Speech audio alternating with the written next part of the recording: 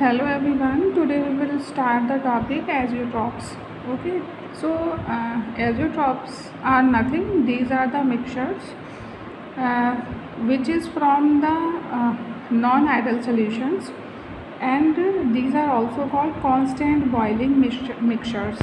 The azeotrophs can be of two types. The first is minimum boiling azeotrophs and the second one is maximum boiling azeotrophs.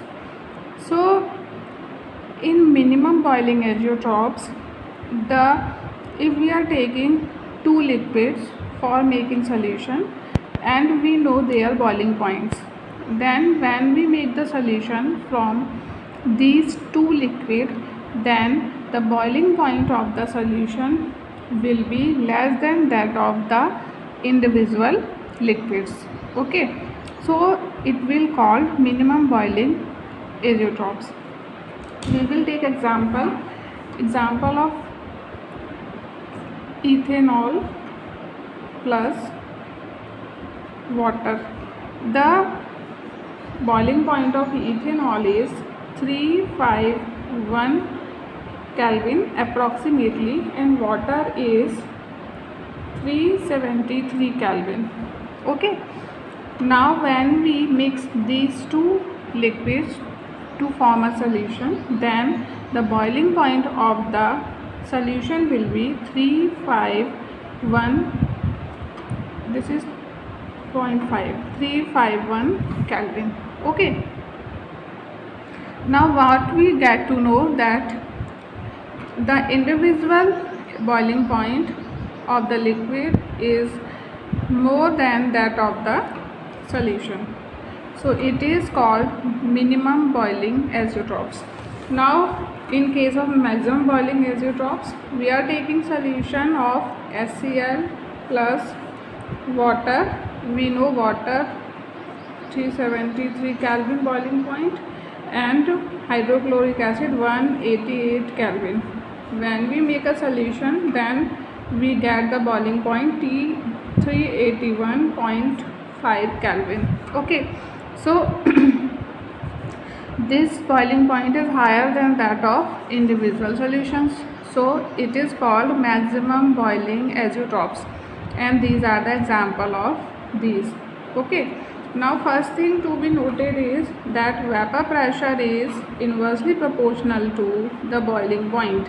Okay, so the less the boiling point of the liquid, larger the vapor pressure, and if vice versa, then it will be opposite to it. Now we are on next topic of this chapter, that is colligative properties. This is one of the important topic of this chapter. So what are the colligative properties? These are those property of the solute property which depends only on the solute particles, that in what number they are present, but it does not depend on the nature of the solute.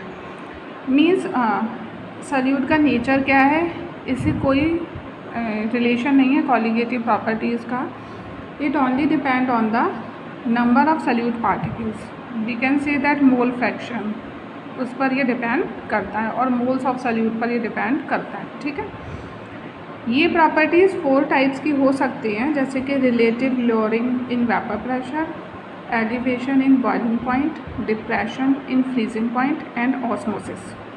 One by one हम इसको देख लेते हैं. सबसे पहले relative lowering in vapour pressure, जिसको हम इससे पहले भी अभी इस चैप्टर में देख चुके हैं, जहाँ पर हमने वॉलेटाइल सॉल्वेंट के साथ नॉन वॉलेटाइल सल्यूट को ऐड किया था. ठीक है, तो पहली प्रॉपर्टी हम ले रहे हैं क्या, रिलेटिव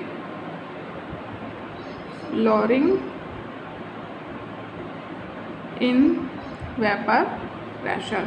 ठीक है, अब देखिए, सपोज़ हम वही देख रहे हैं कि हमारे पास एक वॉलेटाइल लिक्विड है, उस लिक्विड को हम ए मान रहे हैं. इसमें हमने एक नॉन वॉलेटाइल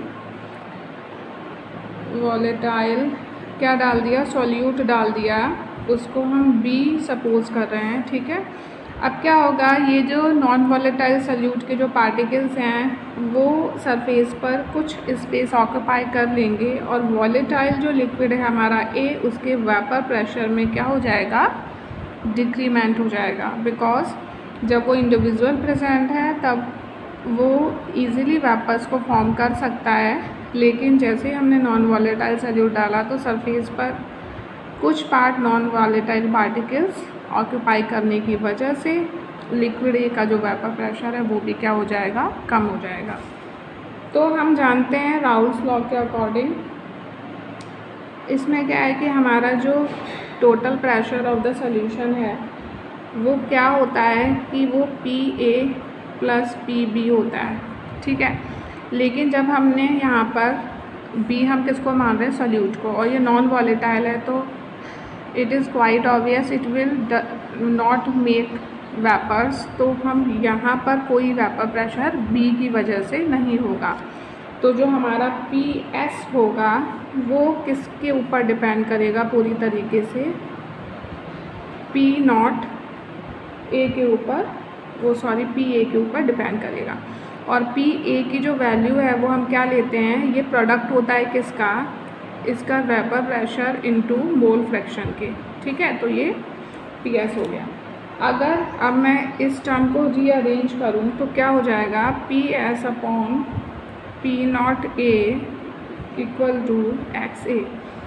अभी मैं दोनों तरफ से अगर इसमें से हम 1 को सब्ट्रैक्ट कर लें तो क्या होगा, दैट इज़ 1 से सब्ट्रैक्ट करने पर 1 - PS/P0A = 1 - XA। Now we know that XA + XB = 1। अभी हम इसको B के टर्म्स में लेना चाहें तो क्या हो जाएगा, XB will = 1 - XA। अब इस टर्म को हम यहाँ रिप्लेस कर देंगे XB से, और ये हो जाएगा हमारा P0A - PS। मीन्स हम ज़्यादा से कम यहाँ पर individual vapour pressure of liquid A is more than that of the solution. Solution का वेपर प्रेशर कम है because of the non volatile solute. तो ये क्या हो गया हमारा, ये हमारा लोअरिंग इन वेपर प्रेशर। अब इसको जब हम डिवाइड कर देते हैं P0A से तो ये बन जाता है हमारा relative lowering in vapour pressure = XB। तो ये जो टर्म है वो हमारा किससे रिलेट हो गई, मोल फ्रैक्शन से, किसके, B से, सॉल्यूट के। तो ये हमारा नंबर ऑफ पार्टिकल्स पर, सॉल्यूट के पार्टिकल्स पर डिपेंड करता है, ये हमने प्रूव किया इस रिलेशन से, ठीक है। तो कॉलिगेटिव प्रॉपर्टी जो है वो किस पर डिपेंड करती हैं, वो डिपेंड करती हैं नंबर ऑफ सॉल्यूट पार्टिकल्स पर, ठीक है। अब जो हमारा मोल है, ठीक है, मोल्स ऑफ B हैं, वो हम कैसे कैलकुलेट कर पाते हैं, उसको हम लिखते हैं, अगर हम इसे रिप्लेस कर दें तो हमारा P0A - PS/P0A = ये हमारा हो जाता है क्या, NB/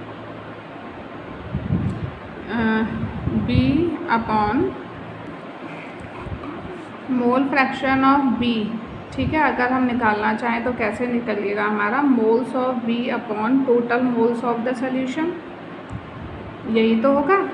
अब क्योंकि हमारा सॉल्यूट जो है वो हमारा नेग्लिजिबल मान रहे हैं, हम यहाँ पर बहुत कम ले रहे हैं, इसलिए हम इसको नेगलेक्ट करेंगे इस टर्म को, और XB हमारा मोल फ्रैक्शन ऑफ B हो जाएगा NB/NA। तो यहीं हमें ये रिप्लेस कर देना है NB/NA से। तो ये हमारा क्या हो जाएगा, this is moles of solvent and these are the moles of solute, ठीक है। अब इसको भी हम कैसे निकाल सकते हैं, given mass by molar mass से इसको निकाल सकते हैं ना।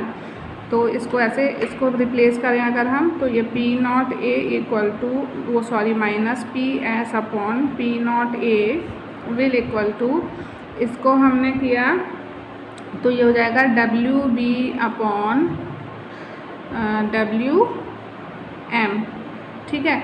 तो ये वो sorry MB, molar mass of B, given mass of B / molar mass of B। मैं दोबारा लिख देती हूँ उसको, given mass of B / molar mass of B = अब ये हमारा रेसिप्रोकल में है तो ये इसकी टर्म ऊपर जाएगी, तो इसमें भी क्या होगा हमारा, ये हो जाएगा हमारा मोलर मास ऑफ ए ऊपर आ जाएगा और इसका गिवन मास नीचे रहेगा। ठीक है, तो ये क्या हो गया, हमारा रिलेशन हो गया। इसको हम साफ लिख लेते हैं।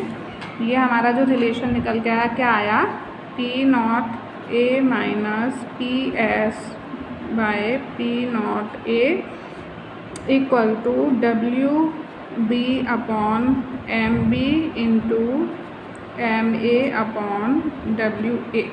ठीक है, ये हमारा क्या है, रिलेशन।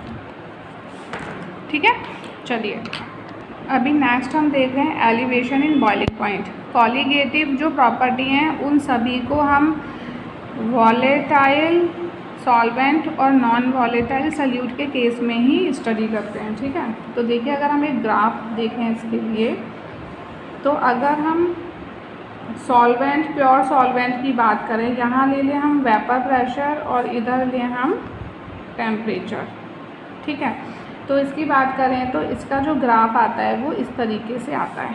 ठीक है, तो यहाँ से अगर हम डॉटेड लाइन से करें तो ये हो गया। अगर हम इसमें नॉन वॉलेटाइल सल्यूट मिला दें इसी सॉल्वेंट में, ये है हमारा प्योर सॉल्वेंट, प्योर सॉल्वेंट। ठीक है, अब इसमें अगर हम नॉन वॉलेटाइल सल्यूट को मिक्स कर दें तो ये जो ग्राफ होगा वो कुछ इस तरीके से हो जाएगा। ठीक है, तो अब ये जो लाइन आएगी हमारी वो यहाँ पर आएगी। सपोज़ यहाँ पर ये प्योर सॉल्वेंट जो था वो था टी नॉट बी, इसका जो बॉइलिंग पॉइंट था वो था टी नॉट बी, और जब ये सॉल्यूशन, ये हमने किसके लिए लिया, सॉल्यूशन, अब इसमें नॉन वॉलेटाइल सल्यूट हम ऐड कर चुके हैं, तो ये क्या हो जाएगा हमारा टी बी मान रहे हैं हम इसको। ठीक है, तो अब हम इसका रिलेशन कैसे, अगर हम चेंज इन टेम्परेचर लिखें तो delta T B, boiling elevation in boiling point की वजह से हम बी यूज़ कर रहे हैं यहाँ पर, तो ये क्या हो जाएगा, हम ज़्यादा में से कम को माइनस करेंगे ना, तो ये क्या हो जाएगा, T B minus T naught B. ठीक है, ये हो जाएगा। अब एक्सपेरिमेंटली ये प्रूव किया गया है कि हमारा जो बॉइलिंग पॉइंट है वो डायरेक्टली प्रोपोर्शनल होता है, डिपेंड करता है किसमें, मोलैलिटी पर। ठीक है, तो ये सब्सटेंस की मोलैलिटी पर डिपेंड करता है। अब यहाँ से हम इस प्रोपोर्शनैलिटी साइन को अगर हटाएंगे तो अभी हमको एक यहाँ पर कांस्टेंट यूज़ करना पड़ेगा, और वो कांस्टेंट हमारा क्या होगा, के बी इंटू एम, जहाँ पर के बी को हम मोलर एलिवेशन कांस्टेंट के बोलते हैं। ठीक है, this is molar elevation constant. ठीक है, अब इसकी मोलैलिटी की बात करें तो ये क्या होता है हमारा, number of moles of solute by mass of solution, mass of solvent in KG, यही होता है ना ये। तो इसकी जगह हम इस फॉर्मूले को क्या करके एम की वैल्यू को रिप्लेस कर सकते हैं। ठीक है, तो ये delta T V equal to K B, तो ये हो जाएगा हमारा क्या, number of moles of solute by mass of solvent in KG. ठीक है, तो ये हमारा मोल्स ऑफ सल्यूट यानी एन बी हो गया ये, तो delta T B equal to K B, this is N B. ठीक है, by mass of solvent in KG, तो ये हमारा क्या है, मास है किसका, सॉल्वेंट का इन केजी। ठीक है, अब इसकी वैल्यू को हम रिप्लेस कर सकते हैं फिर से, कैसे, given mass by molar mass से। तो इससे भी हमें ये पता चलता है कि जो एलिवेशन इन बॉइलिंग पॉइंट जो कॉलीगेटिव प्रॉपर्टी है वो भी नंबर ऑफ सल्यूट पार्टिकल पर क्या करती है, डिपेंड करती है। ठीक है, अब हम तीसरी प्रॉपर्टी की तरफ चलते हैं। देखिए डिप्रेशन इन फ्रीजिंग पॉइंट को अगर हम देखें तो इसका जो ग्राफ होगा वो क्या होता है, फ्रीजिंग पॉइंट क्या होता है, जहाँ पर हमारा सॉलिड और लिक्विड जो होते हैं वो किस में होते हैं, इक्विलिब्रियम पर होते हैं। ठीक है ना, तो यहाँ पर सपोज़ ये सॉलिड स्टेट है और उसी लिक्विड की, और ये जो है वो लिक्विड स्टेट है। तो ये पॉइंट जो होगा वो क्या होगा, इसका फ्रीजिंग पॉइंट होगा। ठीक है, तो ये मीडियम पॉइंट होता है सॉलिड और लिक्विड के बीच में। अब ये तो हमारा किसके लिए हो गया, ये हो गया हमारा प्योर सॉल्वेंट के लिए। अब देखिए जब हम इसमें क्या मिला देंगे, अगर हम इसमें कोई सॉल्यूट, नॉन वॉलेटाइल सॉल्यूट को मिला दें तो ये जो होगा वो फॉल करेगा इस तरीके से। ठीक है, अब ये पॉइंट कहाँ आ जाएगा हमारा, यहाँ पर आ जाएगा। तो ये तो था हमारा फ्रीजिंग पॉइंट किसके लिए, प्योर सॉल्वेंट के लिए। तो ये TF फ्रीजिंग पॉइंट के लिए हम F ले रहे हैं, और यहाँ सॉल्यूशन का ले रहे हैं TF ओनली। ठीक है, तो हमारा जो फ्रीजिंग पॉइंट T0F है वो ज़्यादा है किससे, यहाँ पे हमारा क्या है, टेम्परेचर। तो ये ज़्यादा है, तो इसलिए हम इसको क्या लिख सकते हैं, delta TF will equal to T0F minus TF, यही लिख सकते हैं। इसको भी एक्सपेरिमेंटली ये देखा गया है कि डेल्टा TF जो है वो डायरेक्टली प्रोपोर्शनल होता है मोलैलिटी के। ठीक है, मोलैलिटी के मतलब नंबर ऑफ सॉल्यूट पार्टिकल्स के ये पे डिपेंड करेगा। तो हम ये प्रोपोर्शनलिटी साइन हटाएंगे तो क्या आएगा यहाँ पर, TF will equal to KF M। ठीक है, तो ये क्या है, मोलर डिप्रेशन कांस्टेंट, वो था एलिवेशन कांस्टेंट, ये हो गया मोलर डिप्रेशन कांस्टेंट। ठीक है, तो अब यहाँ पर फिर हम वही रिप्लेस कर सकते हैं, मोलैलिटी जो है उसे हम रिप्लेस कर दें number of solute particles, number of moles of solute divided by mass of solvent in kg, उसको रिप्लेस करके हमारा रिलेशन निकल आएगा। ठीक है, अब नेक्स्ट चलते हैं ऑस्मोसिस की तरफ। देखिए ऑस्मोसिस क्या होता है, osmosis is a process in which the liquid from the higher concentration moves to the lower concentration area, यही होता है ना। तो ऑस्मोसिस, सपोज हमने ये एक कंटेनर लिया है, यहाँ पर हमने लिया है प्योर वाटर, और यहाँ पर हमने जो लिया है वो लिया है शुगर सॉल्यूशन। ठीक है, देखिए कंसंट्रेशन हमेशा प्योर वाटर की ही ज़्यादा होती है। ठीक है, अब ये जो हमारा शुगर सॉल्यूशन जो हमने लिया है, तो अभी क्या होगा कि वाटर जो है, सपोज़ हमने यहाँ से इसको बंद कर रखा है। ठीक है, तो वाटर जो है वो आउटर एटमॉस्फेयर से इनसाइड द बैग यहाँ पर क्या करेगा, एंटर करेगा। सपोज़ हमने ये सेमी परमिएबल मेम्ब्रेन है, यहाँ पर ये जो बैग है ये क्या है, सेमी परमिएबल मेम्ब्रेन या पर्चमेंट मेम्ब्रेन भी हम यूज़ करते हैं इसके लिए। ठीक है, तो यहाँ से ये अलाउ करेगा वाटर को अंदर जाने के लिए। अब क्या होगा, ये वाटर धीरे धीरे जब इसके अंदर फिल होता रहेगा, तो ये तो ऑस्मोसिस हो रहा है। ठीक है, तो यहाँ आया, यहाँ आया, यहाँ आया, यहाँ आया, ये क्लोज़ कर रखा है हमने। अब यहाँ से ऊपर तो वो नहीं जा सकता। अब क्या होगा कि कुछ टाइम बाद जब ये बैग फुल हो जाएगा तो ये अपोज करेगा और वाटर को अपने अंदर आने के लिए, मीन्स उसको रोकेगा। तो जो वो वाटर को रोकेगा अपने अंदर नहीं आने के लिए, वही क्या होता है, ऑस्मोटिक प्रेशर होता है। ठीक है, तो ये क्या होता है, osmotic pressure is a property by which it क्या करता है, it develop a pressure to prevent the liquid to enter inside it. वो अपने अंदर आने के लिए लिक्विड को क्या करेगा, अपोज करेगा। तो इसी को हम क्या बोलते हैं, ऑस्मोटिक प्रेशर बोलते हैं। तो ऑस्मोटिक प्रेशर को हम पाई से डिनोट करते हैं, और ये भी हमारा डिपेंड करता है या डायरेक्टली प्रोपोर्शनल होता है नंबर ऑफ सॉल्यूट पार्टिकल्स पर। ठीक है, सॉल्यूट पार्टिकल्स पर। तो नंबर ऑफ सॉल्यूट पार्टिकल मतलब पाई इज़ डायरेक्टली प्रोपोर्शनल टू सी, यहाँ पर हम सी टर्म लेंगे, और इसको अगर हम यहाँ से हटाएंगे तो ये क्या हो जाएगा हमारा प्रोपोर्शनल साइन को CRT, where R is a gas constant, T temperature, और ये C जो है हमारा कंसंट्रेशन। अब इस कंसंट्रेशन को अगर हम रिप्लेस करें तो ये हो जाएगा moles of solute by volume, और ये RT हमारा एज इट इज़ रहेगा। अब NB को अगर हम मोल्स ऑफ सल्यूट को और हम सिंप्लीफाई करना चाहें तो पाई इक्वल टू क्या हो जाएगा, given mass by molar mass into V है ये हमारा, और RT, ठीक है, ये हो गया।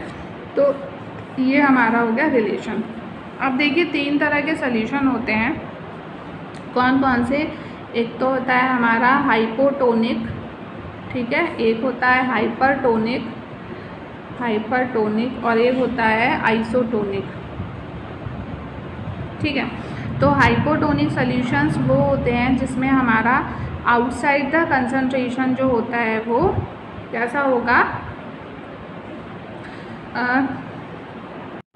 यहाँ पर हमारा जो आउटसाइड कंसंट्रेशन है वो हायर होगा इनसाइड द बैग या फिर सेल या फिर मेम्ब्रेन, कुछ भी समझ लीजिए आप। तो जो हमारा सपोज़ ये हमारा कोई भी सेमी परमिएबल बैग है, तो जो लिक्विड होगा वो इनसाइड क्या करेगा, इनसाइड द बैग क्या करेगा, वो एंटर करेगा। तो ये जो हो जाएगा, ये सेल क्या हो जाएगा हमारा, टर्जिड हो जाएगा, ठीक है, यह स्वेल अप हो जाएगा। हाइपरटोनिक में क्या होगा कि हमारा जो ये कंसंट्रेशन है इसका ये हाई होगा, ठीक है, और हाई होने की वजह से ये लिक्विड आउटसाइड आएगा तो ये श्रिंक हो जाएगा, ठीक है, फ्लैसिड हो जाएगा। अब आइसोटोनिक में जो हमारा ये यहाँ और यहाँ अंदर और बाहर है वो सेम कंसंट्रेशन रहेगा, तो नो मूवमेंट, ठीक है, नो मूवमेंट, तो इस पर कोई भी इफ़ेक्ट नहीं होगा। और इस केस में हमारा क्या होगा, π2 by π1 for isotonic solution will equal to C1 by C2, ठीक है। ये रिलेशन हम एस्टेब्लिश करेंगे किसके लिए, जब हमारा सोल्यूशन कैसा होगा, आइसोटोनिक होगा तब, ठीक है। अब हमारे एक लास्ट टॉपिक रहता है एबनॉर्मल मोलर मास, इसी चैप्टर से उसको देख लेते हैं। देखिए एबनॉर्मल मोलर मास क्या होता है। देखिए अभी हमने कॉलिगेटिव प्रॉपर्टी को पढ़ा, जिसमें ये देखा कि कॉलिगेटिव प्रॉपर्टी डिपेंड करती हैं मोल्स ऑफ सल्यूट पर, ठीक है। अब अगर हम ये देखें, सपोज़ हमारे पास सल्यूशन है, ठीक है, किसी केमिकल कंपाउंड का, सपोज़ हमने ले रखा है KCl, ठीक है। अगर ये डिसोसिएट करेगा तो कैसे करेगा, K प्लस और Cl माइनस में। अब सपोज़ हमने एक सॉल्यूशन लिया, ठीक है, उसमें हमने KCl के कितने मॉलिक्यूल्स डाले, सपोज़ हमने 10 डाले, ठीक है, 10 मॉलिक्यूल्स डाले। अब हमने KCl के 10 डाले, लेकिन जब ये डिसोसिएट हो रहे हैं तो ये 10 ही K प्लस और 10 ही Cl माइनस देंगे, तो यहाँ पर कितने हो जाएंगे, 20। हमने डाले कितने थे, 10, और ये 10 ये और 10 ये, तो कितने हो गए सॉल्यूशन में, 20। यानी जो हमारा मोलर मास जो हम एक्सपेक्ट कर रहे थे, मीन थ्योरेटिकली जो हम सोच रहे थे कि हमने KCl को 10 डाला है, तो हम उसके हिसाब से मोलर मास को सॉल्यूशन में क्या कर रहे थे, सॉल्यूट के अपना सोच रहे थे, ठीक है ना, अज्यूम कर रहे थे। लेकिन एक्चुअल में क्या हुआ एक्सपेरिमेंटली, कि वो तो 20 के हिसाब से मोलर मास हमें सॉल्यूशन में मिलेगा। तो यही क्या होगा, ये जो हमारा फ्लैक्चुएशन हुआ, यही हमारा एबनॉर्मल मोलर मास होता है। तो ये किस वजह से हुआ फ्लैक्चुएशन मोलर मास में, ये हुआ एसोसिएशन की वजह से, एसोसिएशन, ठीक है, डिसोसिएशन की वजह से, यहाँ पे टूटा है ना, डिसोसिएशन की वजह से, ठीक है। इसके अपोजिट दूसरा जो हमारा एबनॉर्मेलिटी हो सकती है मोलर मास में, वो हो सकती है एसोसिएशन की वजह से, ठीक है। वो कैसे होगा, सपोज़ हमने लिया CH3COOH, इसके लिए हमने कितने नंबर ऑफ 10 पार्टिकल्स ले लिए, ठीक है। अब क्या होगा, ये CH3COOH में एबिलिटी होती है कि वो डाइमराइज हो जाता है, मीन्स ये मॉलिक्यूल्स आपस में मिल जाते हैं, जैसे कि CH3 bond C double bond O और ये OH। अब एक और जब डालेंगे मॉलिक्यूल तो ये OH और C, ठीक है। तो ये दो एसिटिक एसिड के मॉलिक्यूल्स मिलकर एक बना लेते हैं, तो ये क्या होता है, डाइमराइजेशन हो जाता है, डाइमराइजेशन, ठीक है। अब हमने डाला था 10 और हमारे पास उस सॉल्यूशन में हमको मिला सिर्फ 5, ठीक है। तो यहाँ क्या हो गया, इन मॉलिक्यूल्स का एसोसिएशन हो गया। अब यहाँ भी जो हमारा मोलर मास होगा उसमें फ्लक्चुएशन आएगा, जैसा हम सोच रहे थे उससे। तो थ्योरेटिकली हम कुछ सोचते हैं, एक्सपेरिमेंटली हमें कुछ ऑब्टेन होता है, यही क्या होता है, एबनॉर्मल मोलर मास होता है। अब कैलकुलेशन में इस डिफेक्ट को अवॉइड करने के लिए एक साइंटिस्ट थे वैन हॉफ, उन्होंने एक रिलेशन दिया जिससे हम कॉलिगेटिव प्रॉपर्टी में उस फैक्टर को अप्लाई करके इस डेविएशन से या फिर इस डिफेक्ट से बच सकते हैं कैलकुलेशन में। तो देखते हैं।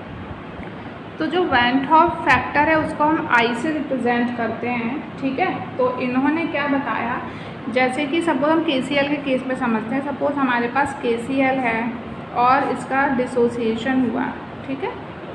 अब हमने सपोज इनिशियली टाइम t0 जब था, इसके 1 मोल थे हमारे पास और ये 0 हुआ। टाइम t पर आफ्टर सम टाइम या इसका x और इसका x बना, तो यहाँ से भी हम 1 - x कर देंगे, ठीक है। अब according to van't Hoff factor क्या होता है कि I इक्वल टू, उन्होंने ये बताया कि नंबर ऑफ पार्टिकल्स, ठीक है, आफ्टर डिसोसिएशन और एसोसिएशन, जब हम इसको डिवाइड कर दें number of particles before dissociation और एसोसिएशन, तो हमें जो वैल्यू मिलेगी वो एक्यूरेट वैल्यू होगी, ठीक है। जैसे कि इसके लिए हमने एग्जांपल लिया है, तो number of particle after dissociation association कौन से हमारे 1 - x प्लस x और बिफोर सिर्फ 1 था, ये कैंसिल हो गया। तो I इक्वल टू 1 + x/1 या फिर I इक्वल टू 1 + x हम मान सकते हैं, ठीक है। अब इसी I को अगर हम कॉलिगेटिव प्रॉपर्टी के जो फॉर्मूले हैं वहाँ पर अप्लाई करते जाएं, जैसे कि ये देखिए, यहाँ पर हमने क्या लिया था, डेल्टा TB, ठीक है। यहाँ पर अगर हम वैन हॉफ फैक्टर को ले लें, ठीक है, यहाँ पर ले लें, राइट। तो अगर हम कॉलिगेटिव प्रॉपर्टी के जो भी फॉर्मूले हैं वहाँ पर वैन हॉफ फैक्टर को इंट्रोड्यूस करते जाएं, ठीक है, तो हम इसकी कैलकुलेशन से जो हमारे एरर्स आएंगे, थ्योरेटिकली जो हम सोच रहे हैं और एक्सपेरिमेंटली जो सोच रहे हैं, उसको हम अवॉइड कर सकते हैं, ठीक है। तो इसलिए यही एप्लीकेशन है किसकी, वैन हॉफ फैक्टर की। तो यहाँ पर हमारा ये चैप्टर ख़त्म होता है। Now we will go for the next chapter. Thank you so much.